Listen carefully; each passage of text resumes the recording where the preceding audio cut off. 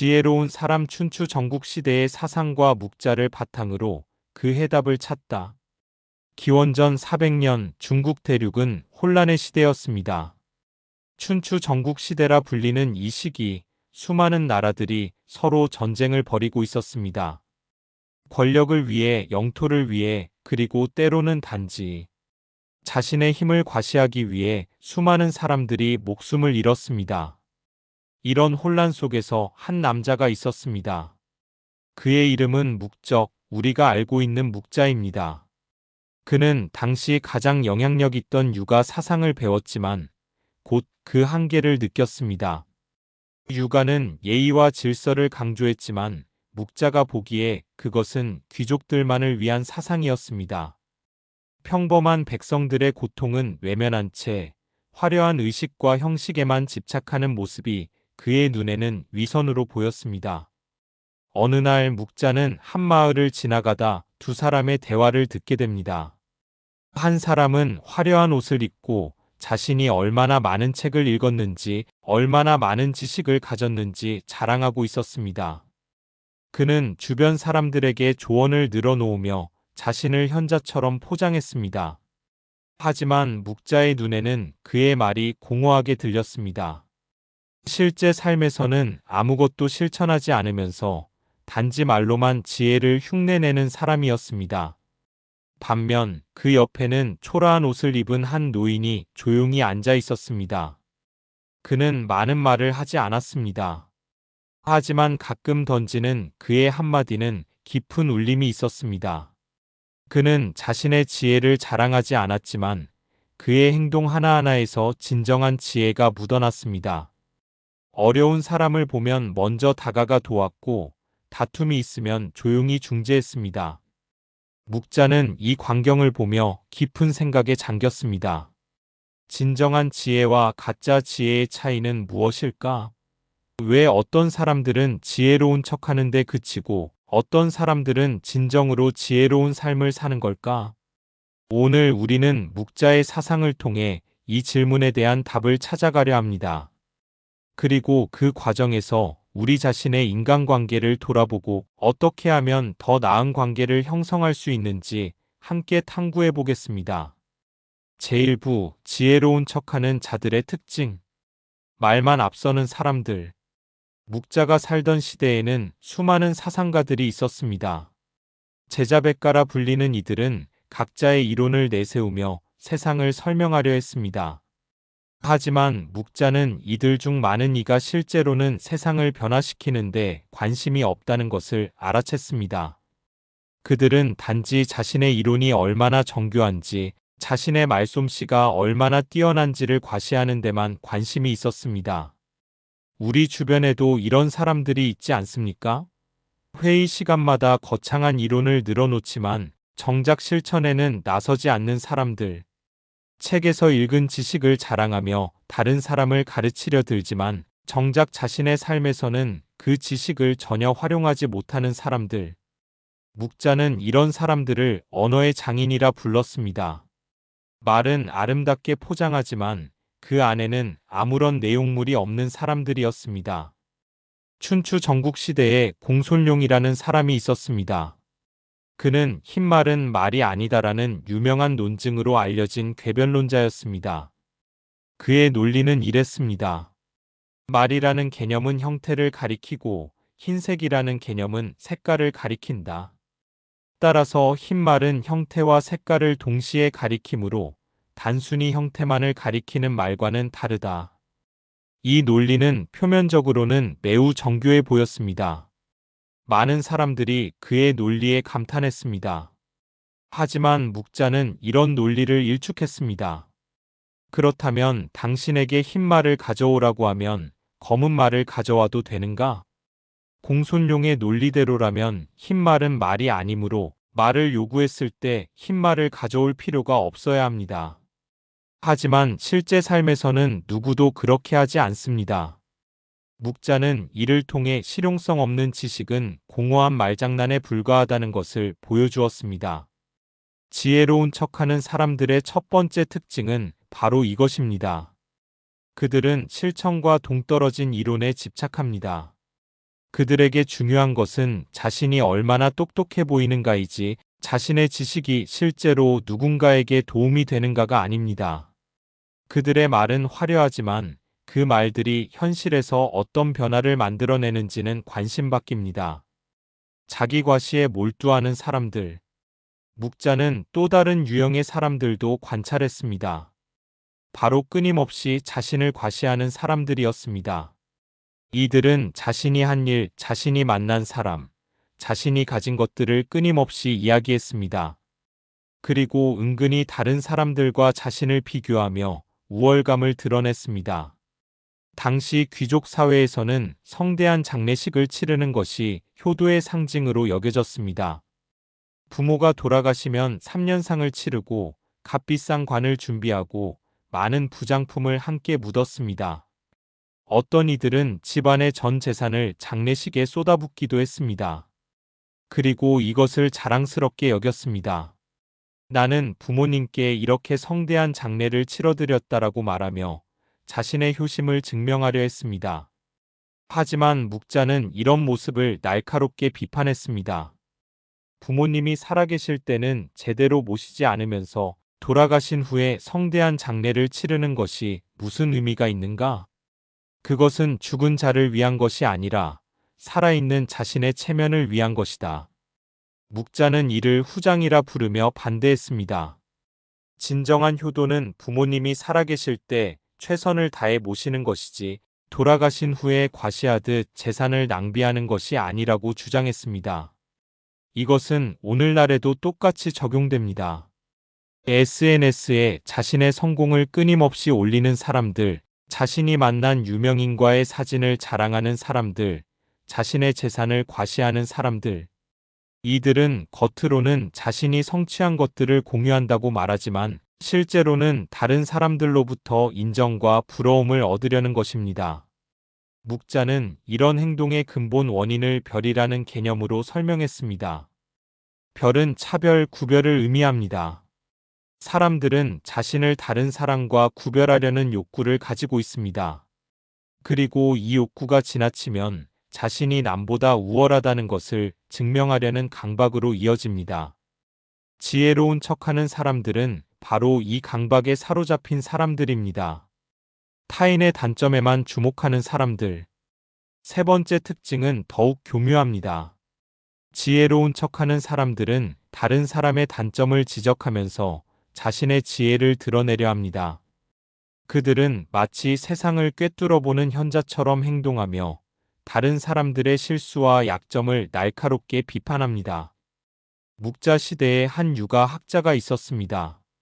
그는 항상 다른 사람들의 예법을 지적했습니다. 내가 윗사람에게 절을 할 때 각도가 틀렸다. 내 말투가 공손하지 않다. 내 옷차림이 격식에 맞지 않는다. 그는 이런 지적을 통해 자신이 예법에 정통하다는 것을 보여주려 했습니다.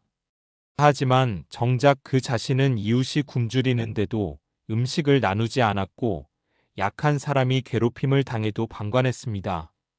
묵자는 이런 사람을 만났을 때 이렇게 말했습니다.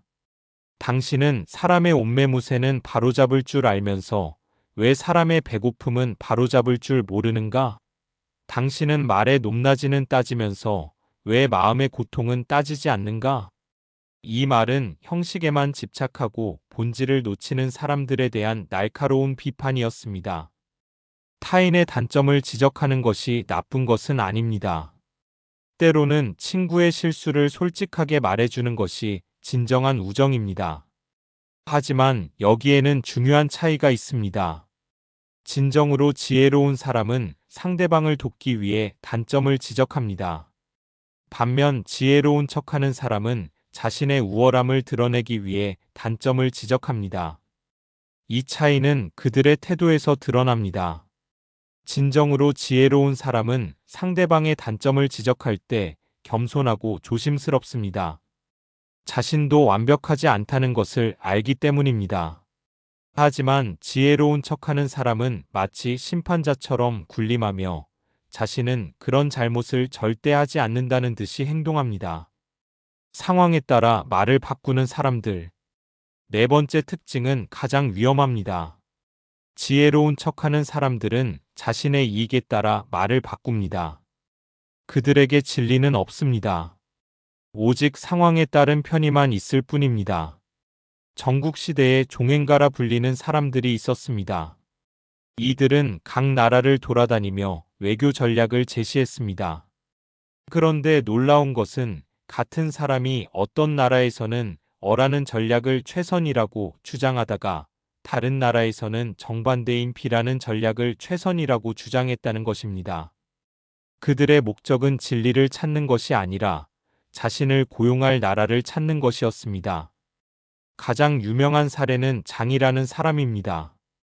그는 뛰어난 언변으로 여러 나라의 왕들을 설득했습니다. 진나라에서는 모든 나라가 진나라와 각각 동맹을 맺어야 한다고 주장했고, 조나라에서는 모든 약소국이 연합하여 진나라에 대항해야 한다고 주장했습니다. 정확히 반대되는 전략이었지만 그는 각 나라의 왕들에게 자신의 전략이 유일한 생존 방법인 것처럼 설득했습니다. 묵자는 이런 사람들을 매우 경계했습니다. 말이 일정하지 않은 사람은 믿을 수 없다. 오늘 흰색이라고 하던 것을 내일 검은색이라고 하는 사람과 어떻게 함께 일할 수 있겠는가? 묵자에게 있어서 진정한 지혜는 일관성을 가져야 했습니다. 상황이 바뀌어도 지켜야 할 원칙이 있어야 했습니다. 오늘날에도 이런 사람들을 쉽게 볼 수 있습니다. 윗사람 앞에서는 한 가지 말을 하고 아랫사람 앞에서는 다른 말을 하는 사람. 이익이 될 때는 원칙을 주장하다가 손해가 될 것 같으면 원칙을 버리는 사람. 강한 사람 앞에서는 비굴하고 약한 사람 앞에서는 오만한 사람. 이들은 모두 지혜로운 척하지만 실제로는 자신의 이익만을 좇는 사람들입니다. 듣지 않고 말하기만 하는 사람들. 다섯 번째 특징은 의외로 많은 사람들이 간과하는 부분입니다. 지혜로운 척하는 사람들은 듣지 않습니다. 그들은 대화하는 것처럼 보이지만 실제로는 자신의 톡백을 늘어놓을 뿐입니다. 묵자의 제자 중에 한 젊은이가 있었습니다. 그는 매우 총명했고 많은 것을 배웠습니다. 어느 날 그는 스승 묵자에게 자신이 배운 모든 것을 쏟아냈습니다. 1시간 넘게 이론을 설명하고 다른 학파들의 오류를 지적하고 자신의 생각을 펼쳤습니다. 묵자는 조용히 듣고만 있었습니다. 젊은이가 말을 마치자 묵자는 물었습니다. 그래서 내 생각은 궁금하지 않은가? 젊은이는 당황했습니다. 사실 그는 스승의 의견을 구하러 온 것이 아니라 자신의 지식을 자랑하러 온 것이었습니다. 묵자는 부드럽게 말했습니다. 물통이 이미 가득 차 있으면 아무리 좋은 물도 더 부을 수 없다. 내 마음이 이미 내 생각으로 가득 차 있으니 내가 무슨 말을 하겠는가? 이것은 지혜로운 척하는 사람들의 가장 큰 문제입니다. 그들은 자신이 이미 모든 것을 알고 있다고 생각합니다. 따라서 다른 사람의 말을 들을 필요가 없습니다. 설령 듣는다 해도 그것은 상대방을 존중해서가 아니라 상대방의 말에서 약점을 찾아 반박하기 위해서입니다. 진정한 대화는 듣는 것에서 시작됩니다. 상대방의 말을 진심으로 이해하려 노력하고 그 안에서 배울 점을 찾으려 할 때 비로소 의미 있는 소통이 일어납니다. 하지만 지혜로운 척하는 사람들에게 대화는 자신의 지식을 과시하는 무대일 뿐입니다. 제2부 진정으로 지혜로운 자들의 모습. 말보다 행동을 앞세우는 사람들. 그렇다면 진정으로 지혜로운 사람은 어떤 모습일까요? 묵자는 자신의 삶으로 그 답을 보여주었습니다. 묵자가 살던 시대, 초나라가 송나라를 공격하려 한다는 소식이 들렸습니다. 초나라는 강대국이었고 송나라는 약소국이었습니다. 전쟁이 일어나면 수많은 사람들이 목숨을 잃을 것이 분명했습니다. 많은 사상가들이 이 소식을 듣고 개탄했습니다. 얼마나 비극적인가, 전쟁은 안 된다라고 말했습니다. 하지만 말뿐이었습니다. 묵자는 달랐습니다. 그는 즉시 초나라로 향했습니다. 당시 묵자는 이미 노년이었고 건강도 좋지 않았습니다. 초나라까지 가는 길은 멀고 험했습니다. 열흘 밤낮을 걸어서 그는 초나라에 도착했습니다. 그의 신발은 너덜너덜해졌고 발은 피투성이가 되었습니다. 초나라 왕을 만난 묵자는 논리적으로 전쟁의 부당함을 설명했습니다. 하지만 왕은 귀담아 듣지 않았습니다. 초나라의 공성 전문가 공수반이 만든 새로운 무기가 있었기 때문입니다. 왕은 이 무기로 송나라를 쉽게 공략할 수 있다고 확신했습니다. 묵자는 공수반을 직접 만났습니다. 그리고 공성과 수성의 모의전을 벌였습니다. 공수반이 공격 방법을 제시하면 묵자는 방어 방법을 제시했습니다. 이 공방전은 9번이나 계속되었고 매번 묵자의 방어가 성공했습니다. 공수반의 공격 수단이 모두 바닥나자 그는 마지막 수를 쓰려 했습니다. 묵자를 죽여버리면 송나라를 방어할 사람이 없어진다고 생각한 것입니다. 하지만 묵자는 이미 그것까지 예상하고 있었습니다. 나는 이미 내 제자들에게 송나라의 방어법을 가르쳤습니다. 나를 죽인다 해도 송나라는 방어할 수 있습니다. 결국 초나라 왕은 전쟁을 포기했습니다. 묵자 한 사람의 행동이 수만 명의 목숨을 구한 것입니다. 이것이 진정한 지혜입니다. 묵자는 전쟁의 참혹함에 대해 긴 연설을 하지 않았습니다. 그는 행동했습니다. 자신의 몸을 위험에 빠뜨리면서도 믿음을 실천으로 옮겼습니다. 이것이 지혜로운 척하는 사람과 진정으로 지혜로운 사람의 가장 큰 차이입니다. 오늘날 우리에게도 이런 지혜가 필요합니다. 환경 보호를 외치면서도 일회용품을 마구 사용하는 것은 위선입니다. 평등을 말하면서도 약자를 차별하는 것은 가식입니다. 진정으로 지혜로운 사람은 자신이 믿는 가치를 삶으로 증명합니다. 그들의 말과 행동은 일치합니다. 자신의 무지를 인정하는 용기. 두 번째 특징은 역설적입니다. 진정으로 지혜로운 사람은 자신이 모른다는 것을 인정합니다. 공자의 제자 자로가 묵자를 찾아온 적이 있습니다.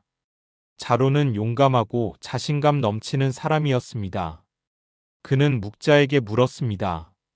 천명에 대해 어떻게 생각하십니까? 당시 육가에서는 천명, 즉 하늘의 뜻이라는 개념을 중요하게 여겼습니다. 묵자는 솔직하게 대답했습니다. 나는 천명이 무엇인지 확실히 알지 못합니다. 어떤 사람들은 하늘의 의지가 있다고 말하고 어떤 사람들은 하늘은 그저 자연현상일 뿐이라고 합니다. 나는 이 중 어느 것이 옳은지 단정할 수 없습니다. 자로는 놀랐습니다. 세상의 현자로 알려진 묵자가 모른다고 답할 줄은 몰랐기 때문입니다.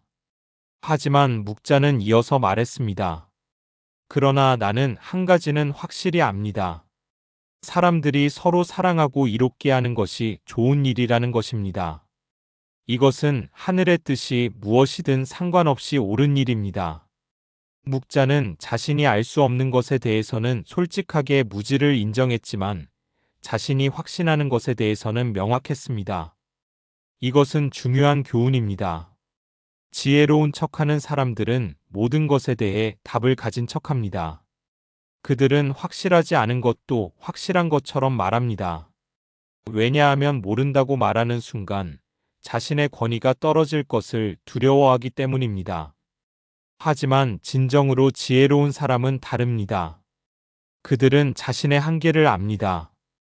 그리고 그 한계를 인정하는 것이 부끄러운 일이 아니라 오히려 성장의 시작점이라는 것을 압니다. 모른다고 말할 수 있는 사람만이 진정으로 배울 수 있습니다. 소크라테스는 너 자신을 알라고 했고 나는 내가 모른다는 것을 안다고 했습니다. 이것은 동서양을 막론하고 진정한 지혜의 출발점입니다. 자신의 무지를 인정하는 것, 이것이야말로 가장 큰 용기이자 지혜입니다. 타인의 장점을 먼저 보는 시선. 세 번째 특징은 타인을 대하는 태도에서 드러납니다. 진정으로 지혜로운 사람은 다른 사람의 장점을 먼저 봅니다. 묵자에게는 많은 제자가 있었습니다. 그들은 각자 다른 재능을 가지고 있었습니다. 어떤 제자는 논리적 사고가 뛰어났고, 어떤 제자는 손재주가 좋았고, 어떤 제자는 사람들과 소통하는 능력이 탁월했습니다.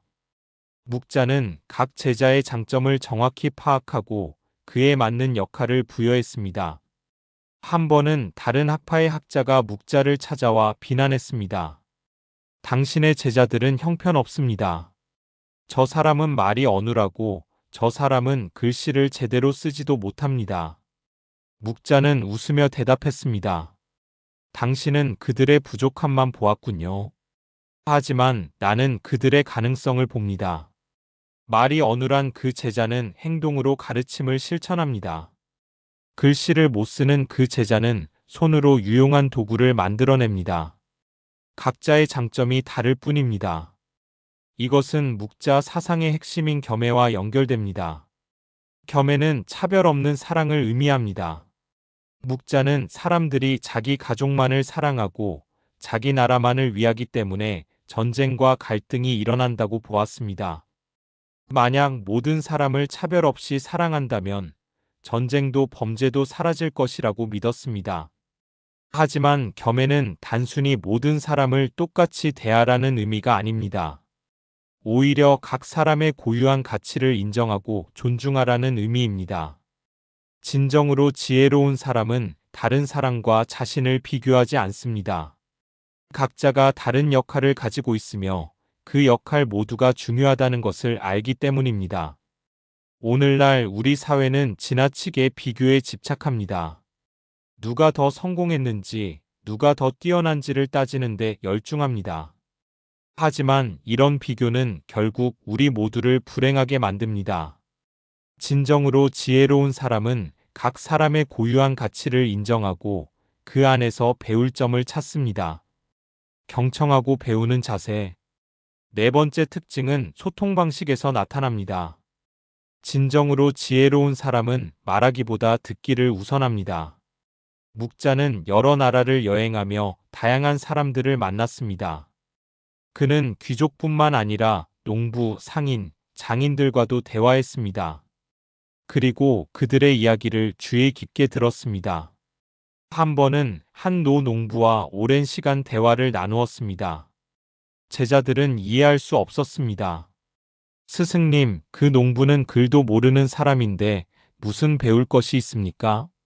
묵자는 대답했습니다. 그는 40년 동안 땅을 읽어왔다. 그는 어떤 땅에 어떤 작물이 잘 자라는지, 어떤 날씨에 어떻게 대비해야 하는지 안다. 그의 지혜는 책에 쓰인 것이 아니라 경험에서 나온 것이다.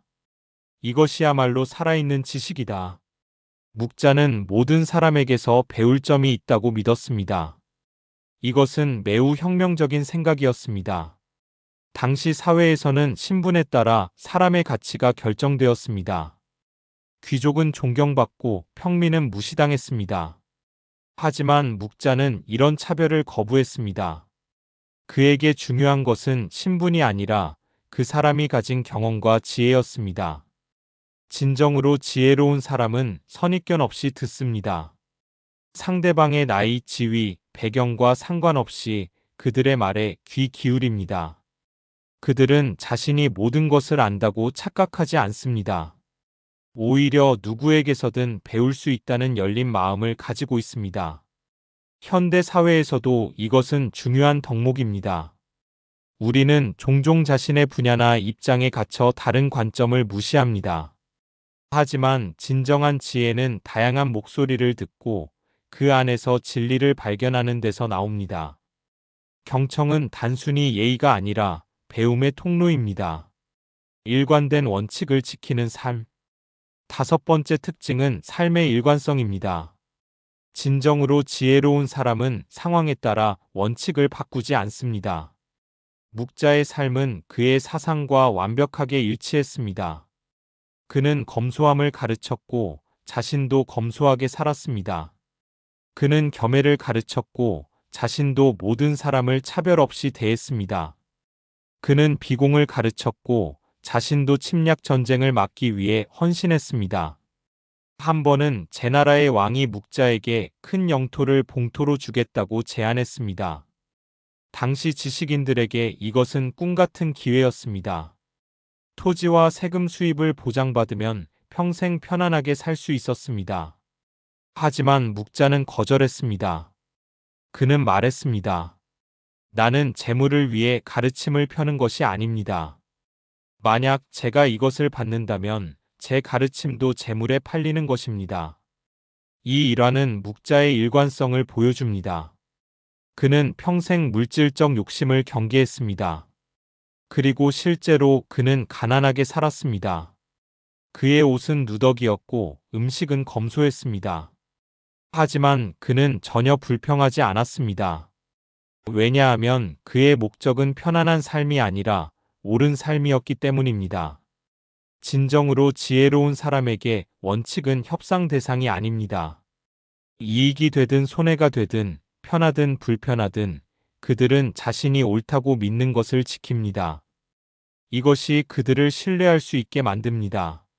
사람들은 그들의 말을 믿습니다. 왜냐하면 그들의 행동이 말을 뒷받침하기 때문입니다. 반면 지혜로운 척하는 사람들은 상황에 따라 원칙을 바꿉니다. 이익이 될 때는 도덕을 외치지만 손해가 보이면 도덕을 버립니다. 이런 사람들은 결국 신뢰를 잃습니다.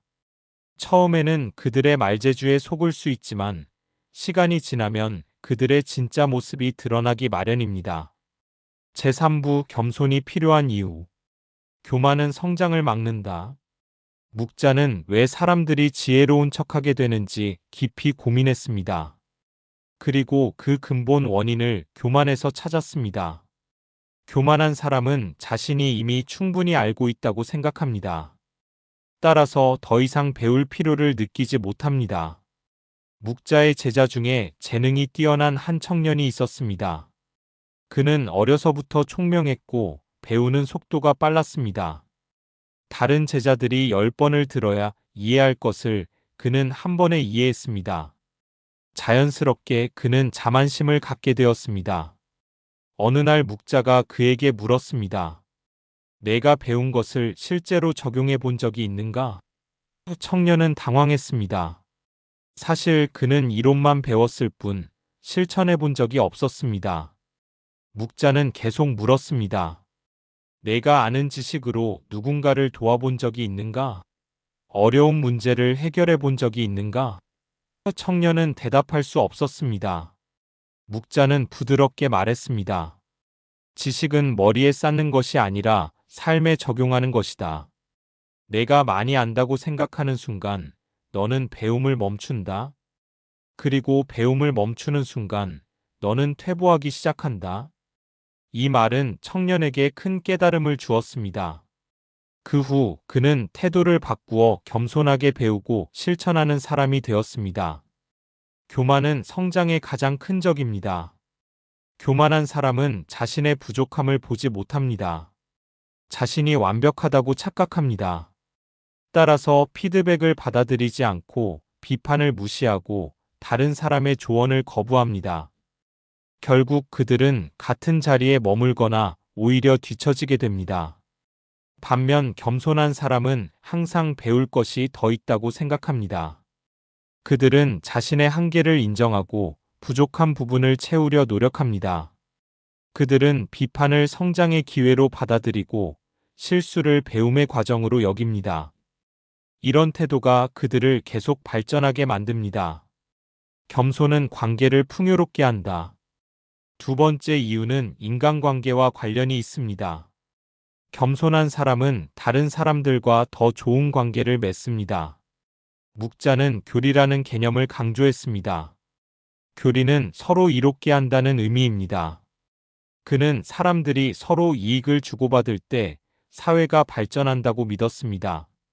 하지만 여기서 이익은 단순한 물질적 이익만을 의미하지 않습니다. 정서적 지지, 지식의 공유, 상호 존중 등 모든 형태의 이익을 포함합니다. 겸손한 사람은 다른 사람을 존중합니다. 그들은 상대방도 자신만큼 소중한 존재라는 것을 압니다. 따라서 상대방의 의견을 경청하고 그들의 감정을 배려합니다. 이런 태도는 자연스럽게 좋은 관계로 이어집니다. 반면 교만한 사람은 다른 사람을 무시합니다. 그들은 자신이 우월하다고 생각하기 때문에 상대방을 동등한 존재로 대하지 않습니다. 이런 태도는 갈등을 만들고 관계를 파괴합니다. 아무리 능력이 뛰어나도 교만한 사람 주변에는 사람들이 모이지 않습니다. 묵자 시대에 한 유명한 학자가 있었습니다. 그는 지식이 해박했고 논리가 뛰어났습니다. 하지만 그는 항상 다른 사람들을 깔보았습니다. 회의에서 누군가 의견을 내면 그는 비웃으며 그 의견의 허점을 지적했습니다. 처음에는 사람들이 그의 능력에 감탄했지만 점차 그를 피하기 시작했습니다. 아무도 그와 함께 일하고 싶어 하지 않았습니다. 결국 그는 혼자가 되었습니다. 그의 지식은 무용지물이 되었습니다. 왜냐하면 함께 일할 사람이 없었기 때문입니다. 묵자는 이 사례를 통해 제자들에게 가르쳤습니다. 아무리 뛰어난 능력도 혼자서는 큰 일을 이룰 수 없다. 협력이 필요하다. 그리고 협력은 겸손에서 시작된다. 겸손은 진정한 자신감의 표현이다. 세 번째 이유는 역설적입니다. 겸손은 약함의 표시가 아니라 강함의 표시입니다. 많은 사람들이 겸손을 자신감 부족으로 오해합니다. 내가 잘났다고 말하지 못하면 다른 사람들이 나를 무시할 것이다라고 생각합니다. 하지만 이것은 잘못된 생각입니다. 진정으로 자신감 있는 사람은 자신을 증명할 필요를 느끼지 않습니다.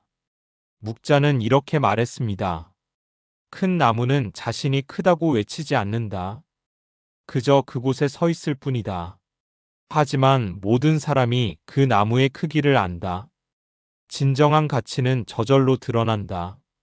진정으로 능력 있는 사람은 자신의 능력을 과시할 필요가 없습니다.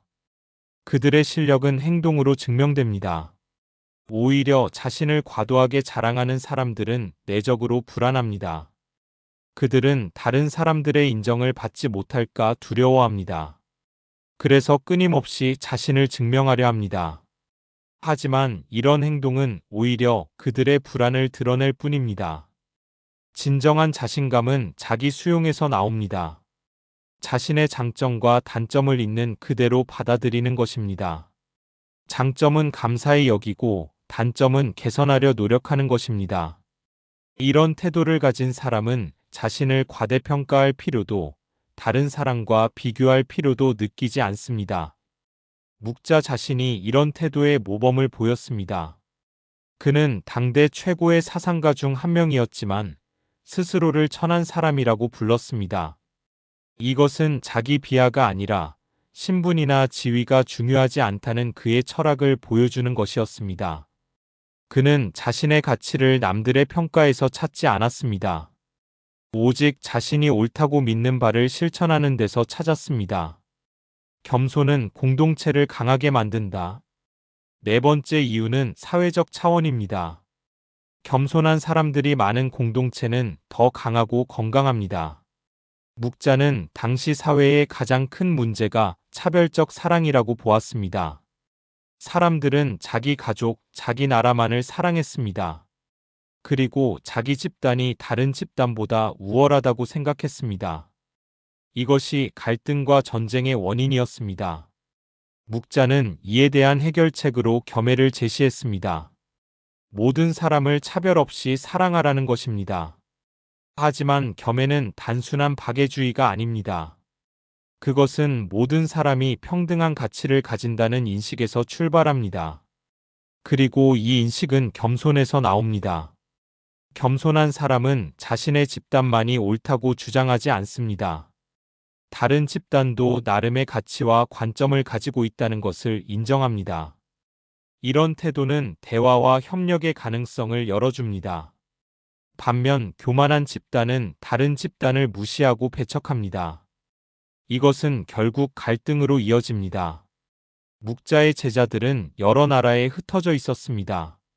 그들은 각자의 나라에서 평화와 협력을 위해 일했습니다. 놀라운 것은 그들이 전쟁이 일어날 때마다 약한 쪽을 도왔다는 것입니다. 설령 그것이 자신의 나라에 불리하더라도 말입니다. 이것은 묵자 사상의 핵심인 비공, 즉 공격 전쟁 반대를 실천한 것입니다. 이런 태도는 당시로서는 매우 혁명적이었습니다. 대부분의 사람들은 자기 나라의 이익만을 생각했습니다. 하지만 묵자 학파는 더 큰 관점을 가지고 있었습니다. 그들은 모든 나라가 평화롭게 공존하는 것이 결국 모두에게 이롭다는 것을 알았습니다. 오늘날에도 이것은 중요한 교훈입니다. 국가 간, 집단 간, 개인 간의 갈등은 대부분 우리가 더 우월하다는 교만에서 시작됩니다. 만약 모두가 조금 더 겸손해진다면, 상대방의 관점을 이해하려 노력한다면 많은 갈등을 피할 수 있을 것입니다. 겸손은 지혜의 시작이다. 다섯 번째이자 마지막 이유는 철학적 차원입니다. 겸손은 단순한 덕목이 아니라 진정한 지혜에 이르는 필수 조건입니다. 묵자는 제자들에게 이렇게 가르쳤습니다. 지혜는 단순히 많이 아는 것이 아니다. 지혜는 무엇이 중요한지 아는 것이다. 그리고 무엇이 중요한지 알기 위해서는 먼저 자신의 편견을 내려놓아야 한다. 편견은 우리의 시야를 가립니다. 우리가 보고 싶은 것만 보게 만들고 듣고 싶은 것만 듣게 만듭니다. 겸손한 사람은 자신의 편견을 인식합니다. 나의 관점이 유일한 진리가 아닐 수 있다는 것을 압니다. 따라서 다른 관점에 열려 있습니다. 이런 열린 태도가 그들을 더 깊은 이해로 이끕니다. 묵자는 여러 학파의 사상을 공부했습니다. 유가, 도가, 법가의 이론을 배웠습니다. 그는 각 학파의 장점과 단점을 객관적으로 평가했습니다. 그리고 그 과정에서 자신의 독특한 철학을 발전시켰습니다. 만약 그가 처음부터 나의 생각만이 옳다고 고집했다면 이런 발전은 불가능했을 것입니다. 진정한 지혜는 종합하는 능력입니다. 서로 다른 관점들을 이해하고 그 안에서 진리의 조각들을 찾아내고 그것들을 하나의 통합된 이해로 만드는 능력입니다. 이것은 오직 겸손한 사람만이 할 수 있습니다. 교만한 사람은 자신의 관점에 갇혀 이런 종합을 할 수 없습니다. 제4부, 더 나은 인간관계를 위한 묵자의 가르침. 묵자가 제시한 인간관계의 첫 번째 원칙은 교리입니다. 이것은 서로에게 이익이 되는 관계를 만들라는 가르침입니다. 많은 사람들이 이 개념을 오해합니다. 이익이라는 단어 때문에 이기적인 관계를 떠올립니다.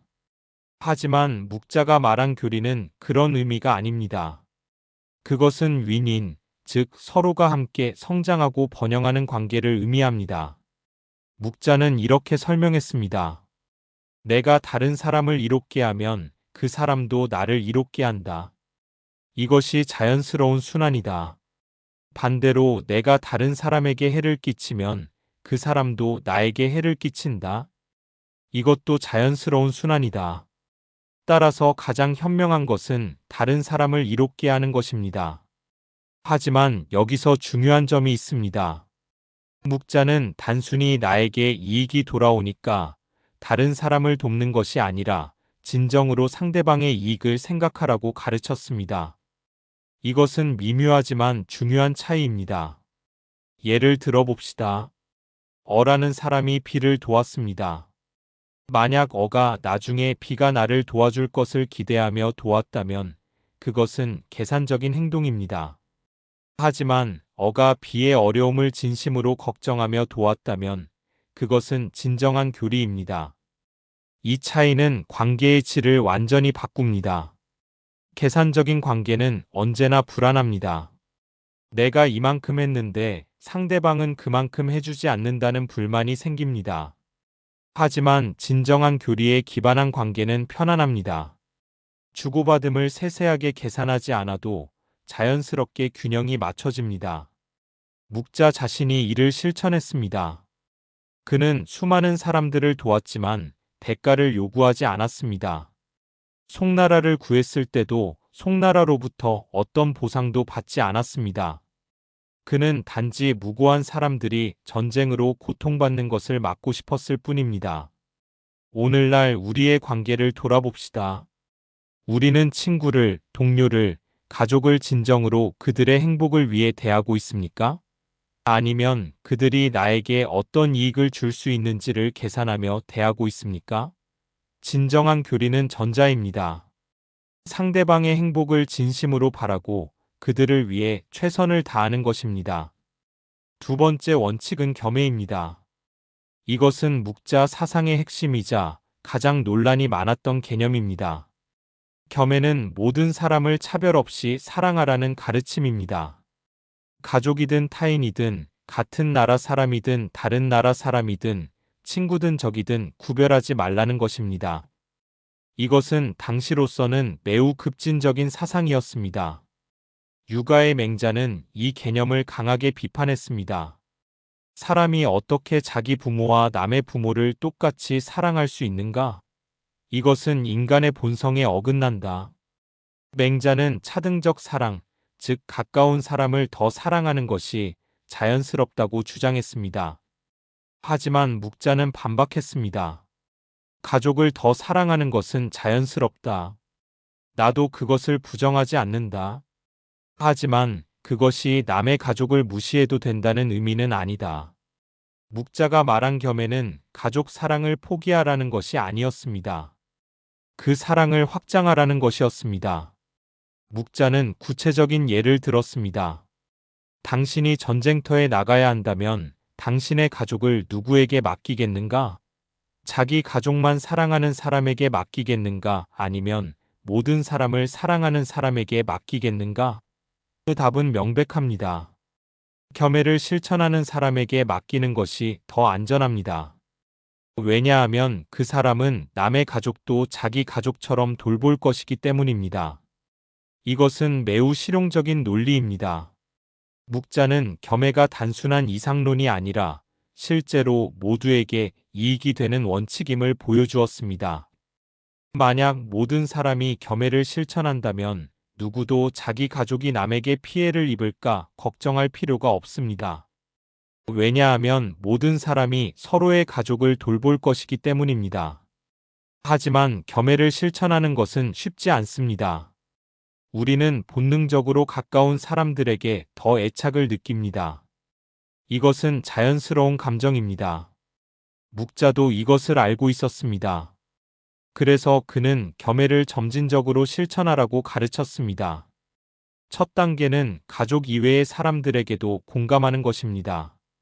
뉴스에서 재난 소식을 들을 때 그저 안 됐네라고 생각하는 것이 아니라 저 사람들도 나처럼 가족이 있고 꿈이 있고 고통을 느끼는 존재다라고 생각하는 것입니다. 두 번째 단계는 작은 친절을 실천하는 것입니다. 길에서 어려움을 겪는 사람을 보면 도와주는 것, 동료가 힘들어할 때 위로하는 것, 이웃이 필요할 때 나서는 것 같은 작은 행동들입니다. 세 번째 단계는 구조적인 변화를 만드는 것입니다. 불평등한 제도를 개선하고 약자를 위한 정책을 지지하고 차별에 맞서는 것입니다.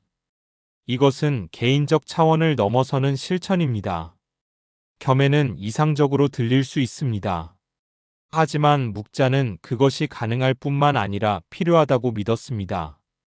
왜냐하면 우리가 사는 세상은 연결되어 있기 때문입니다. 어느 한 집단의 고통은 결국 모두에게 영향을 미칩니다. 따라서 모두의 행복을 추구하는 것이 결국 나의 행복을 위해서도 최선입니다. 세 번째 원칙은 비공입니다. 이것은 공격적인 전쟁을 반대한다는 의미이지만 더 넓게는 폭력과 침해를 반대하는 원칙입니다. 묵자는 전쟁을 강력히 반대했습니다. 그는 전쟁을 대규모 강도질에 비유했습니다. 한 사람이 다른 사람의 물건을 훔치면 도둑이라고 비난한다. 10명이 함께 훔치면 강도라고 비난한다. 하지만 한 나라가 다른 나라를 침략하여 재물을 빼앗고 사람을 죽이면 영웅이라고 칭송한다. 이것이 말이 되는가? 이 논리는 매우 예리합니다. 묵자는 규모의 차이가 본질을 바꾸지 못한다는 것을 지적했습니다. 개인의 폭력이 나쁘다면 국가의 폭력도 나쁩니다. 한 사람을 죽이는 것이 살인이라면 10,000명을 죽이는 것은 10,000번의 살인입니다. 하지만 묵자는 무조건적인 평화주의자는 아니었습니다. 그는 방어 전쟁은 정당하다고 보았습니다. 누군가 공격해올 때 자신을 지키는 것은 당연한 권리입니다. 실제로 묵자와 그의 제자들은 뛰어난 방어 기술을 가지고 있었습니다. 성을 방어하는 다양한 기계와 전략을 개발했습니다. 이것은 오늘날의 인간관계에도 적용됩니다. 비공의 원칙은 우리가 먼저 다른 사람을 해치지 말아야 한다는 의미입니다. 신체적 폭력뿐만 아니라 언어적 폭력, 정서적 학대, 사회적 배제 등 모든 형태의 침해를 하지 말아야 합니다. 하지만 동시에 우리는 자신을 방어할 권리도 있습니다. 누군가 우리의 경계를 침범하면 단호하게 안 됩니다라고 말할 수 있어야 합니다. 비공은 약함이 아닙니다. 오히려 자신과 타인의 존엄을 지키는 강한 원칙입니다. 묵자는 또한 공격의 의미를 넓게 해석했습니다. 물리적 공격뿐만 아니라 부당한 비난, 명예훼손, 기회의 박탈 등도 일종의 공격으로 보았습니다. 따라서 비공의 원칙은 우리에게 다른 사람의 권리와 기회를 침해하지 말라고 가르칩니다. 현대 사회에서 이것은 특히 중요합니다. 우리는 종종 알지 못하는 사이에 다른 사람을 공격합니다. SNS에서 누군가를 비난하고 소문을 퍼뜨리고 집단으로 한 사람을 괴롭히고 차별적인 발언을 합니다. 이 모든 것이 비공의 원칙을 위반하는 행위입니다. 비공을 실천하는 것은 단순히 공격하지 않는 것을 넘어섭니다. 그것은 적극적으로 평화를 만드는 것입니다. 갈등이 있을 때 중재하고, 오해가 있을 때 소통하고, 증오가 있을 때 이해를 추구하는 것입니다. 묵자는 이런 적극적 평화주의자였습니다. 네 번째 원칙은 묵자 사상의 방법론적 기초입니다. 그것은 형식보다 실질을 중시하는 것입니다. 묵자는 당시 귀족 사회의 형식주의를 강하게 비판했습니다. 화려한 의식, 복잡한 예법, 사치스러운 장례식 등은 실제로는 아무런 이익도 가져다 주지 않으면서 많은 자원을 낭비한다고 보았습니다. 그는 3표라는 기준을 제시했습니다. 어떤 것이 옳은지 판단하는 3가지 기준입니다. 첫째, 역사적 선례가 있는가? 과거에도 효과가 있었던 방법인가? 둘째, 논리적으로 타당한가? 이치에 맞는가? 셋째, 실제로 백성들에게 이익이 되는가? 이 중에서 묵자가 가장 중요하게 여긴 것은 3번째 기준이었습니다. 아무리 전통이 있고 논리적이라 해도 실제로 사람들의 삶을 개선하지 못하면 의미가 없다고 보았습니다. 이 실용주의는 인간관계에도 적용됩니다. 형식적인 예의보다 진심이 중요합니다. 화려한 말보다 실질적인 도움이 중요합니다. 겉으로 드러나는 친밀함보다 실제로 신뢰할 수 있는 관계가 중요합니다. 예를 들어 명절에 비싼 선물을 주고받는 것보다 평소에 진심으로 관심을 갖는 것이 더 의미 있습니다. 화려한 파티를 여는 것보다 어려울 때 곁에 있어주는 것이 더 소중합니다. 멋진 말로 위로하는 것보다 실질적인 해결책을 함께 찾아주는 것이 더 도움이 됩니다. 묵자의 제자들은 이런 실용주의를 철저히 실천했습니다. 그들은 화려한 옷을 입지 않았고 호화로운 집에 살지 않았습니다. 하지만 그들은 가난한 사람들을 위해 우물을 파주고 다리를 놓아주고 농사기술을 가르쳐 주었습니다. 그들의 가르침은 추상적인 이론이 아니라 구체적인 행동이었습니다. 오늘날 우리도 이런 실용주의가 필요합니다. 관계에서 진정으로 중요한 것이 무엇인지 생각해 봐야 합니다. SNS에 우정을 과시하는 것보다 실제로 친구를 만나 대화하는 것이 중요합니다. 가족에게 사랑한다고 말하는 것도 좋지만 실제로 시간을 함께 보내고 그들의 이야기를 듣는 것이 더 중요합니다. 5번째이자 마지막 원칙은 솔선수범입니다. 묵자는 가르치는 것과 실천하는 것이 일치해야 한다고 강조했습니다. 묵자 자신이 이것의 가장 좋은 모범이었습니다. 그는 검소함을 가르쳤고 자신도 검소하게 살았습니다.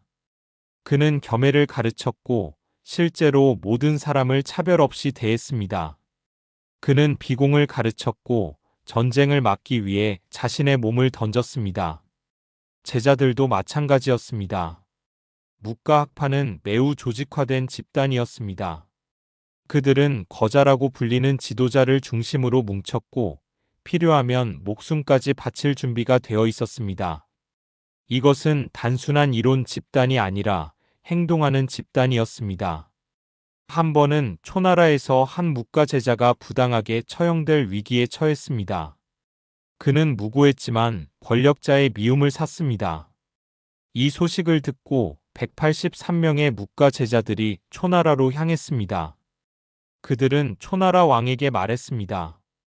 그를 죽이면 우리도 함께 죽겠습니다. 이 단호한 태도에 왕은 놀라 그를 석방했습니다. 이 이야기는 묵가의 연대를 보여줍니다. 그들은 이론만 논하지 않았습니다. 실제로 서로를 위해 목숨을 걸었습니다. 이것이 진정한 겸해의 실천이었습니다. 오늘날 우리에게도 이런 솔선수범이 필요합니다. 말만 앞서는 것이 아니라 실제로 행동하는 것입니다. 친구에게 도움이 필요하면 먼저 나서는 것, 불의를 보면 침묵하지 않는 것, 약자가 괴롭힘을 당하면 함께 맞서는 것입니다.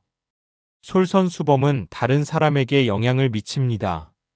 우리가 먼저 실천하면 다른 사람들도 따라옵니다.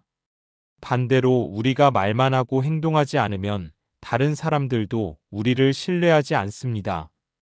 진정한 리더십은 권위에서 나오는 것이 아니라 모범에서 나옵니다. 묵자는 이렇게 말했습니다. 세상을 바꾸고 싶다면 먼저 자신을 바꿔라. 다른 사람을 바꾸고 싶다면 먼저 자신이 그 변화를 보여줘라. 이것이 묵자가 평생 실천한 원칙이었고 그가 제자들에게 전한 가장 중요한 가르침이었습니다. 묵자가 살았던 시대는 2400년 전입니다. 하지만 그의 가르침은 오늘날에도 여전히 유효합니다. 아니, 어쩌면 지금이야말로 묵자의 지혜가 가장 필요한 시대일지도 모릅니다. 우리는 연결된 세상에 살고 있습니다. 인터넷과 SNS로 전 세계 사람들과 소통할 수 있습니다. 하지만 역설적으로 우리는 더 고립되어 있습니다. 수백 명의 친구가 있지만 진정으로 마음을 나눌 사람은 없습니다. 끊임없이 소통하지만 진정한 대화는 사라졌습니다. 묵자의 가르침은 이런 현대의 문제에 대한 해답을 제시합니다. 진정한 관계는 형식이 아니라 실질에 기반해야 합니다. 수많은 좋아요보다 한 번의 진심 어린 대화가 더 의미 있습니다. 화려한 자기 과시보다 조용한 겸손이 더 강한 인상을 남깁니다. 지혜로운 척하는 사랑과 진정으로 지혜로운 사람의 차이를 기억합시다. 전자는 말로 증명하고 후자는 행동으로 증명합니다. 전자는 자신의 우월함을 드러내고 후자는 자신의 부족함을 인정합니다. 전자는 타인의 단점을 지적하고 후자는 타인의 장점을 발견합니다. 겸손이 필요한 이유도 명확합니다. 겸손은 성장의 문을 열고 관계를 풍요롭게 하고 진정한 자신감을 표현하며 공동체를 강하게 만들고 진정한 지혜로 가는 길입니다. 교만은 우리를 같은 자리에 머물게 하지만 겸손은 우리를 앞으로 나아가게 합니다. 더 나은 인간관계를 위한 묵자의 가르침을 실천합시다. 교리의 원칙으로 서로 이롭게 하고 겸해의 정신으로 차별 없이 사랑하고 비공의 태도로 침해하지 않으며 실용주의로 형식보다 실질을 중시하고 솔선수범으로 말보다 행동을 앞세웁시다. 묵자는 완벽한 세상을 꿈꾸었습니다. 전쟁이 없고 가난이 없고 차별이 없는 세상. 많은 사람들이 그것은 불가능한 이상이라고 비웃었습니다. 하지만 묵자는 포기하지 않았습니다. 그는 한 사람이라도 더 구하고 한 마을이라도 더 평화롭게 만들기 위해 평생을 바쳤습니다. 우리도 완벽한 세상을 만들지는 못할지 모릅니다. 하지만 우리 주변을 조금 더 나은 곳으로 만들 수는 있습니다. 한 사람에게 친절하고, 한 친구에게 진실하고, 한 동료에게 존중하는 것으로 시작할 수 있습니다. 진정한 지혜는 거창한 이론이 아닙니다. 그것은 일상의 작은 선택들 속에 있습니다. 오늘 누군가에게 어떻게 말할 것인가, 어려움에 처한 사람을 보았을 때 어떻게 행동할 것인가, 자신의 실수를 인정할 것인가 아니면 변명할 것인가. 이런 작은 선택들이 모여 우리의 성품을 만들고 우리의 관계를 만들고 결국 우리의 삶을 만듭니다. 묵자는 말했습니다. 천리 길도 한 걸음부터 시작된다. 더 나은 인간관계, 더 지혜로운 삶도 마찬가지입니다. 오늘 한 가지 작은 변화부터 시작하십시오. 한 사람에게 진심으로 귀 기울이십시오. 한 번 자신의 무지를 인정하십시오. 한 번 다른 사람의 장점을 칭찬하십시오. 이런 작은 변화들이 모이면 우리 자신이 변하고 우리 관계가 변하고 결국 우리 세상이 변합니다. 지혜로운 척하는 것에서 진정으로 지혜로운 삶으로, 형식적인 관계에서 진실한 연대로, 교만한 자기 과시에서 겸손한 배움으로 나아가는 것. 이것이 2400년 전 묵자가 우리에게 전하고 싶었던 메시지입니다. 그리고 이 메시지는 지금 이 순간 바로 당신에게 전해지고 있습니다. 당신은 어떤 선택을 하시겠습니까? 지혜로운 척하는 사람이 될 것입니까? 아니면 진정으로 지혜로운 사람이 될 것입니까? 그 답은 당신의 다음 행동에 달려 있습니다.